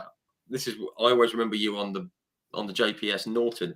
Yeah, that's the one that I kind of remember. When someone says Terry Rymer, I think, JPS Norton. That was the one that I remember. because that was my kind of age thing. But yeah, I mean, that must have been a cracking time. Yeah, it was. I mean, ironically, you know, when in the early days, obviously British racing was a big part of my career, but after kind of, you know, early 90s, really, I didn't race that much in the UK. No. You know, I mean, even BSB, when BSB came to fruition in 96, I believe it was. I raced for the Old Spice Ducati then. Yeah. And you know, that was, I didn't even do a full year that year. I went away racing Grand Prix, and I think the next year I did almost a full year. I think in 97 with Kawasaki, and then 98 with Suzuki. But I was always doing my world endurance. You know, that was my main priority. You know, and I mean, rightly or wrongly, I don't know. I mean, but for me, I just like I felt my forte was racing in the big classics, you know. Absolutely, and don't get me wrong, you know, BSB is a fantastic series, and it's always been a great series. We've got some great racetracks in this country. But yeah, so the Norton was going back to the Norton in 92. That was a really special thing to ride, and difficult to ride. Don't get me wrong, but a special thing to ride, and also it had such massive following from the British crowds and the bikes. I absolutely loved it. I loved it. They were loud. They were flamethrowers. They were, you know, black, you know, like the baddies and of the series and stuff, and you know, and whichever way you kind of worked out the displacement on the bike, it was, I'll tell you now, it felt like 1400cc to ride. I mean, it was so much faster than everything else, but it had its idiosyncrasies on how to ride it, you know. So you had to really be adaptable with the way you rode the bike. So the bike would, like, as you enter in the corner, it'd be like going into a corner with your brakes on, with the throttle open. It would push the front massively, you know. So, and it would chatter really bad on constant throttle. So part throttle, when you're trailing the throttle from mid corner, it would chatter really bad. So you actually, when it started chattering, it would lose traction, and the bike would start going sideways. So you would start going sideways. So it was almost the opposite of what you did on a normal 4-stroke or whatever. Even a 2-stroke was, you know, you wouldn't open the throttle up more, because if it starts going sideways, you'd either sit the bike up on the fatter part of the tire, and then keep the constant throttle, or you would have to slowly start backing off, you know. But when it started chattering, you had to open the throttle up. So you really had to learn that. So that's something that really runs against your kind of understanding how to ride a motorbike. Because if you did that on a GP bike, a 500, it would fire you to like the sky, you know, to the moon, and you'd be off in hospital somewhere. So so you had to get your head around that. So it was quite a difficult bike to ride. So when I used to race against them on the lots like Yamaha and everything, I used to think, they're real old tarts around the corners, you know, what's the matter with them? But then after I rode it, I realised it was quite kind of a difficult bike to ride. But it's a bit of a beast. I managed to get the most out of it. I think I jumped on it and won straight up from the word off on the bike, you know. But it was a great experience. It was a really good experience, and the team were brilliant. You know, Barry Simmons, the team manager, and all the team were fantastic. You know, it was a really good time. I think I would have won the British Championship if I hadn't had to do the last round at the Boldor, which crashed. You know, all I had to do was get 2 6th places. I think it was at Brands, to win the British Championship on that Norton, but I couldn't do it because I was racing at the Boldor. And ironically, John Reynolds won the British Championship with Kawasaki. So, so it was. Wow, brilliant! Very cool insights into the bike. It's one of my favourite bikes. It's just very difficult to get to find a really nice crisp picture of you on it, because I'd have used it otherwise. But I think on the Twitter there's one of me. I've actually got one. I think it's on Twitter somewhere, with me jumping over the mountain on it. Yeah, getting a little bit of air on it. So somewhere. Yeah. Love it. Yeah. Just very quick, one other thing on the BSB. I think it was 96. I remember. Was it you were out in? I think you were racing at Le Mans, and you missed qualifying. I think, was it Thruxton, and you had to fly back overnight. That was BSB race. Yeah, that's right. Yeah. And so I seem to remember. I don't know.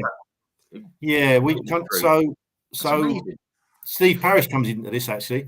So I realised I signed for Kawasaki. I'm sorry, the first year of riding for Cert Suzuki, and I signed for them. As I said before, that was my main kind of stay, of my earnings and everything for my racing career. And then anything else came along would be great, And then Jose Elm from Ducati UK at the time, Moto Cinelli, called me and said, "Look, we've got Chris Walker riding for us. Would you like a ride in the team to do the BSB?" And I said, "Look, yes, but you've got to understand, I've got to do Le Mans, and it clashes with kind of Thruxton. But I think Thruxton was a bank holiday race, yes, on the bank holiday Monday. So of course Le Mans finishes on the Sunday, and anyway, so he said that's fine. He said, "Look, it is what it is. We'll just do the best we can." So I think the first round at Donington I won. I put it on pole. I won, and then I broke down in the other race. And then I went off to race the Suzuki at Le Mans a couple of weeks later. We had a bit of a bad race there. We had a problem with the valves of the bike, and it wouldn't start. We had to bump start it to get it going, and we lost a lot of time in the pits. And I think I finished 6th or 7th, but we did finish. Now Steve Parrish took me over there in the plane, in his plane, his little plane, and then with Barry Woodland actually, and we landed there. We stayed there for the whole race, and then after the race, the airport is right next door to the airstrip is right next door to Le Mans. Yeah, okay. Yeah. So they got a nice little airstrip there. Steve had the plane running, and I don't think he had his nighttime insurance then either. That's why he had the plane running. So he took me to one of the mechanics took me on a scooter to the plane, jumped on the plane, flew over to Thruxton. Okay. Now I finished a 24-hour race. I wasn't that tired. It never used to really be that bad for me, for tiredness and everything. But anyway, so gets there, gets my head down, gets up in the morning, but haven't done any qualifying. So they said, "Look, you can start the race, but you do the warm up. It's a 10-minute warm up." They said, "But you have to start from the last on the grid." So that's fair enough, So we'll take our chances. So went out and warm up. I hadn't ridden at Thruxton since 1990, I think. 91. Yeah, 91. So, or something like that. So I hadn't been there for ages. And it's a funny old track, Thruxton. It's a fast track, it's a really bumpy track and everything.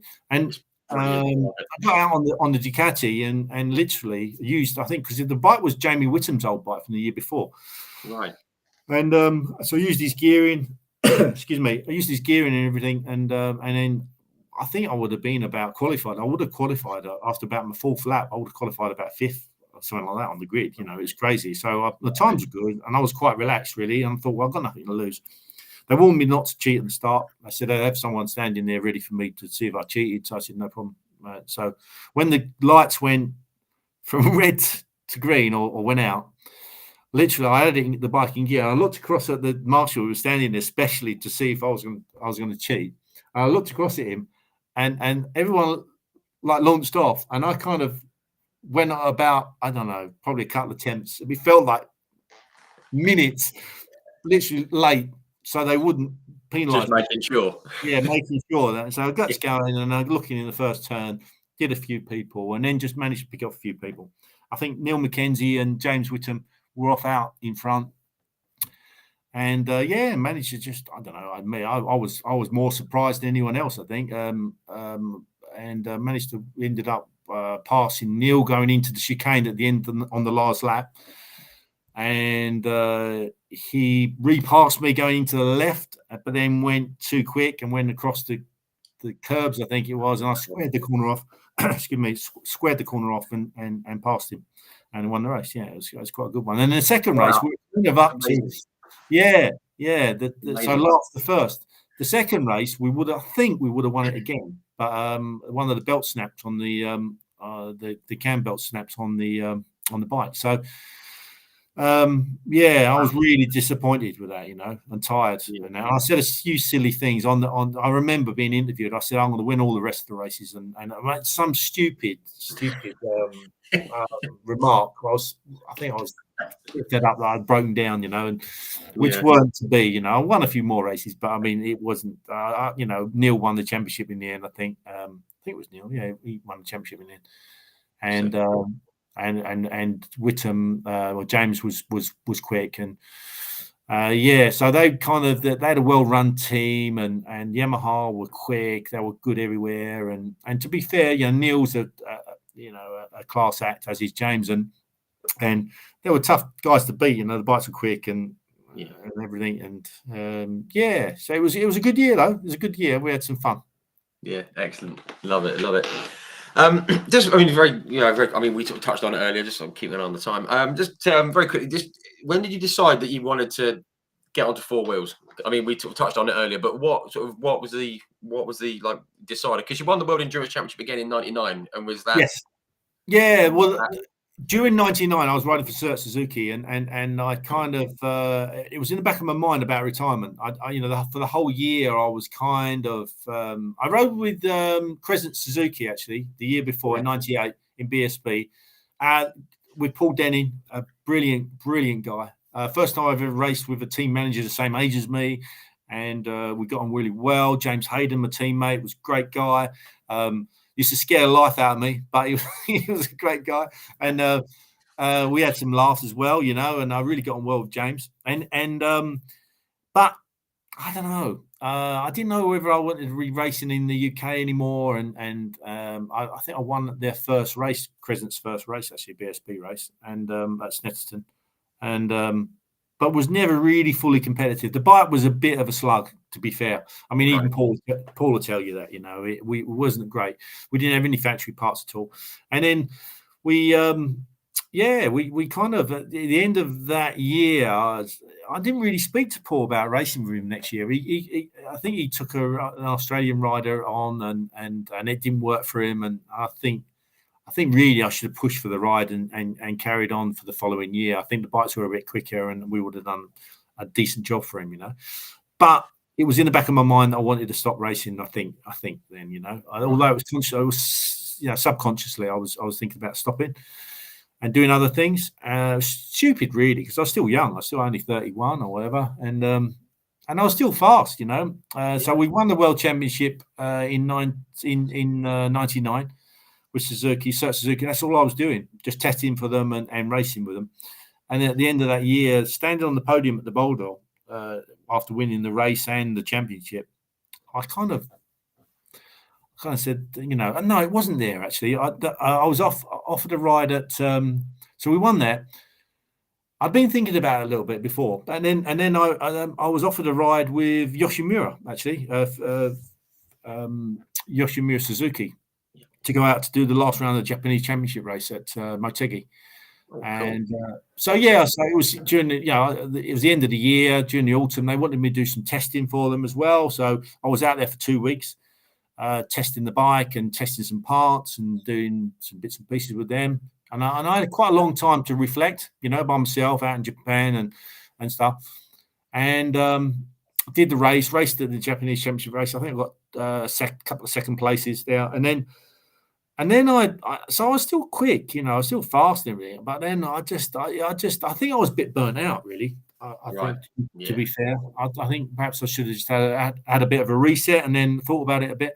But also, one of the factors is I'm big, I'm a big rider, I'm a tall rider, and when you're losing so much time accelerating off the turns and stuff like that, it's funny because there's a bit of a debate going on at the moment about Alvaro Bautista in the superbikes and how much faster his bike is and everything. And to be fair, I'm not being disparaging to Alvaro, but if you've got a bike that fast, you should be winning that championship. It's rapid, isn't it? It's crazy. You haven't got to be. He's a good rider. Don't get me wrong. He's a good rider, but I don't think he's riding at the same level as Johnny Ray, Top Rack. I don't believe he is really. Ducati have done a fantastic job of putting that bike together, as they do always. And I think unless they change things dramatically, I think he's going to win it again next year. There's no doubt about that. I rate Top Rack and Johnny. They're riding the wheels. They're up there massively. I'm not really a biker at all, but Top Rack does things with a bike that I've never seen before. I mean, Yeah, yeah. even like the other guys, you Well, got like Johnny Jonathan does, Ryan, to be Sam fair. Lowe's, and all those guys. They're saying they have to change their riding style because Yeah, he's doing stuff that. yeah. I mean, Johnny he's does, to be fair. If you watch yeah, Johnny, okay, it may not be so spectacular, but the stuff he's doing on that machine, in the last year or so, couple of years, it's just, I watched that front end of the bike, and the thing is just juddering and he's flicking it in there, and the thing is just like protesting like mad, but he's getting away with it, and what a consummate professional Johnny is. To do it year in, year out, 6 in constantly a row, to wasn't be, fantastic. And then top rate, what a talent. And Scott Redding, I think, with the right bike underneath him, will be there at the front as well. And then next year, there's the Rocket deal has gone forward with BMW, the sponsorship deal, and I think that Scott, looking at the bike at the show, looks really trick. The bike looks really trick. I think if they can get that thing dialed in, it doesn't need that much. Right. The SMR team will be there or thereabouts, I think. So we'll see. I think it's going to be a great year. To me, this World Superbikes has been a brilliant year this year, and last year was fantastic. Yeah, it's been very enjoyable watching it. I want to try and get myself to a round next year. I haven't been this year, but yeah, fantastic. No, excellent stuff. Just a few little sort of fun little questions just to wind it down. We could talk for hours. We've got so much stuff here, but people start falling asleep if it gets too late. I've been on for a fair bit now. I bet everyone's. I'm surprised anyone's still listening. No, the numbers are still good. Thank you, everyone. But no, I'm just going to sort of wind it down. We've got a few little sort of fun sort of question things. Just very quick. You touched on your height. You're quite tall for a biker. Do you think that's been a hindrance at all, yes. or is it a hindrance 100%. to some bikers? Because with someone on the BSB, someone like Danny Buchan, he's an even taller fella, but he's still right on it, isn't he? The bike's now putting 230 horsepower out. Yeah, true. And my day 140, 150. So apart from the 500s, the 500s are different. They're nearly 200 horsepower then, the two strokes. But listen, it is. I think on the British tracks, and the UK tracks, it's not quite so bad. You have got an advantage if you're a small rider, but also you've got an advantage if you're a big rider in certain aspects. And I think that's why I excelled at World Endurance. I had more levers, bigger leverage, better in the iffy conditions, change in direction, the transfer of the bike. So you can make it work to your advantage in certain case scenarios, and I think in a long distance race, you're actually better off being taller because you can kind of attack at 2:00 in the morning and really just hammer everyone into the ground. But when you come to something like World Superbikes, now the case for Scott Redding and Alvaro Bautista. Now Alvaro Bautista says that to be fair to him, no, he hasn't got the levers to change direction as quick as what Scott would have, and he hasn't got the transfer in the wet and stuff like that. But it makes a massive difference. I used to race against Pirovano. Yeah. Bless him, Fabrizio Pirovano, and he was about 60 kilograms wringing wet, and I was probably 80 at that time, 85, 86 kilos, right? Without my gear on. So yeah, and it's so hard because the bike would just fly away off the turn, and then you have to you're wearing the tires more. You're pushing harder mid corner. You're running. You want to run the front tire harder, and that means you're on the edge of the rear tire when you want to get on the gas. And especially of days of today with all the electronics and everything, it being a bigger rider when you've got no electronics is actually helps you a little bit because you can get a little bit more grip mid corner, so you can gain a little bit. But with the electronics, it kind of negates a lot of that. It levels it a bit, yeah. It does level it. If you notice that the MotoGP now, they're so close all of them are so close, and a rookie can come in the first year and win a race. That never used to happen on the 500, never. Yeah. So there's a correlation between the electronics and the riders and the new riders, and also the size of the riders. And I've got to say, I take my hat off to Scott, because he's I think he's about 100 kilos. I mean, he's giving away 40 kilos, 35 kilos to Bautista. Okay, I don't think they can put 40 kilos on the Ducati. Of course they can't. But I think what they can do probably is balance it out a little bit. Give Top Rack, give Johnny an extra few revs, maybe knock a few revs out of the Ducati, maybe put a little bit of weight on the Ducati. The last thing we want to do to see in World Superbikes is for Alvaro just to be smoking away by 4 or 5 seconds. Okay, basically what we're seeing in Formula One in the cars, isn't it? It's just someone's off and that's it. Let's see some racing, because I know that in a dogfight, the three riders can cut it with each other. And I think with the BMW being that bit better next year, I think that Scott will definitely be there. Van der Mark still coming back from injury and stuff, but I think that the more manufacturers in the mix, the better.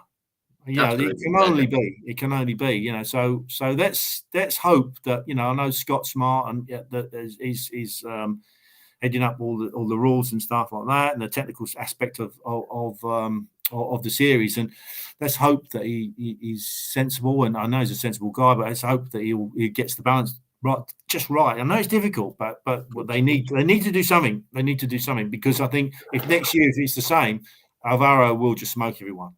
I'm not being funny. On the odd occasion, Top Rack and Johnny will be there or thereabouts, or maybe win the odd race, but. Over the course of a championship, no chance. I don't think so anyway, especially in the longer races where the tyres are just, are going to be hanging towards the end of the race. When you've got a fast bike, you can just point and squirt it. Yeah, which and like no one wants to see a procession, and so and I know what it's like. I know what it's like being a bigger rider and carrying that extra weight. And I think the actual slipstreaming effect is not so bad. I don't think because most riders can tuck in. If you look at Loris Baz, if you look at Scott Redding, they can get tucked in really well.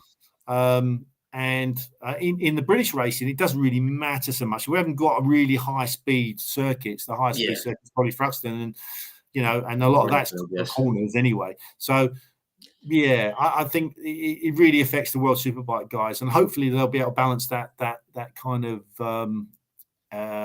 extra competitiveness that the Ducati's got at the moment without Alvaro. Fingers crossed. Fingers crossed. I'd love to see that personally. Right, always end up with like 3 sort of similar kind of questions here. What's the best bike you've ever raced? If you can pick one. It's got to be the Lucky Strike 500, the GP bike. Yeah, because it just was. It's fast. It's 135, I think, kilos, 140 kilos. Really light. Also was riding it. The limit was a luck of light switch as well, although to ride it not really fast was pretty easy to ride, but to ride it at a limit, we just wanted to send you to hospital, literally it just wanted to hurt you. But there's something about that's a bit sort of awesome to be riding, There's no electronics, no nothing. It's raw, and it just wants to spit you sideways, and that's pretty special. I rode it actually a couple of years ago at Cadwell Park. Steve Wheatman just loaned me the bike to ride there, and we did a Suzuki sort of rode with Suzuki there. So, and it was really good fun. Really brought back some really good memories actually. But love it. Yeah, that was probably the most awesome bike, the best bike I rode. Yeah, second would be the OW1, and third would be the JPS Norton. Oh, 3. I'd get hung for that. I know I would, but the Norton was some machinery there. Beast. Brilliant, fantastic. You mentioned Spa as being your favourite circuit. Is there another one? Are there any others that was there one other? I think Mugello and Brno. Yeah, they're pretty cool tracks. I mean, everyone raves on about Monza, but to me, Monza is just a couple of chicanes and a couple of straights. You know, to me, there's no elevation change. There's no, I know that it feels fast because you're going through like a tunnel effect, but no, I like to be going up and down and around. Yeah, happy days. Yeah, I think I'm with you on that. I prefer an up and down circuit. Love it. Right, last question. This is a very, very difficult question. I mean, you've raced against some amazing riders, and I'm just going to name a few. I mean, we mentioned you mentioned you got like Fred Merkel, Raymond Roche. You got like Dominic Saron, Rob McCowney, Trevor Nation, Stefan Mertens, Jamie Whittam, John Reynolds, Eddie Lawson. You raced against Carl Fogarty, Hislop, Crafar, Poland, Crivier. I mean, blimey. You got Luca Cadalora, Loris Caparossi, Doohan, Slight, Corsa, Rossi, the Dunlops. I mean, there's so many guys that you've raced against. Are there any that is there one that sticks out in your mind as being up above anyone else? No, I was telling all of them. No. I tell you, Mick, I think probably. I mean, listen, they're all brilliant riders. I mean, I've got massive respect for every single one of them guys you just mentioned. And we've all come from similar sort of beginnings and everything. So I really think that for me, Mick was pretty special. I mean, very special. Scott Russell, another one. And apart from that, there's not a lot of difference between everyone, really. I mean, everyone has their time and their place and everything. And I didn't race against some of them as much, but Aaron Sly. You've got Robbie Phillips, Mal Campbell. I mean, some brilliant names. So I could go on and on and on and on and on. I mean, Eddie Lawson was my hero, and to race against Eddie. I mean, I only raced against Eddie a couple of times in Grand Prix, and at Suzuka 8 Hour, and I had breakfast with him one morning, and it was like it's like meeting someone very special for me, So it was really good, and racing against him as well was brilliant. I used to love his style, and I watched him as a kid, when I was younger at the Grand Prix and everything when he first kicked off at Grand Prix. So I mean, I mean, if anyone asked me what do you take away from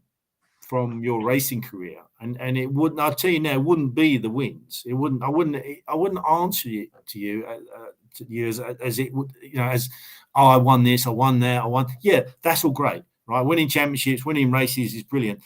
What racing has given me is firstly, it's enabled me to travel the world, which I probably would never ever have done. But most importantly, it's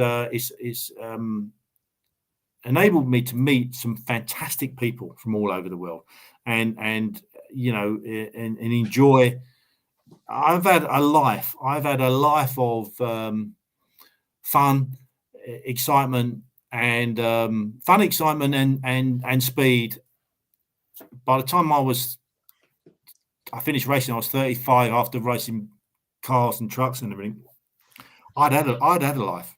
Everything from there on is really been is just a bonus, really, So for me, and I think most racers, when they get to the point when they've retired from racing and they look back, they can kind of see that, and you kind of say, you know what, I did so much better than what I expected to do, from being this kid from humble beginnings in a council house that used to idolize Barry Sheen and guys like that, and Eddie Lawson and everything as he was growing up, Freddie Spencer, and then to become a race against them guys and sometimes beat them, it's just been an amazing, amazing sort of a career. So for me, it's been brilliant. Of course, I could have won more races, could have done more, could have done this, that, and the other, but didn't, and I look back on with fond memories. I think that's absolutely brilliant way to sum it all up, and a great way to finish. And an amazing life, an amazing career as well. Thank you very much for coming on, having a chat, and for talking us through some of that amazing career. It's been absolutely brilliant. Hearing it, from the horse's mouth. Not calling you a horse, of course, but but it's been great to hear those first-hand tales, and really appreciate your time. Thank you very much for coming on. You're more than welcome. Great stuff. Thank you very much to everyone for tuning in as well. Yeah, we'll see you very soon. Thanks again, and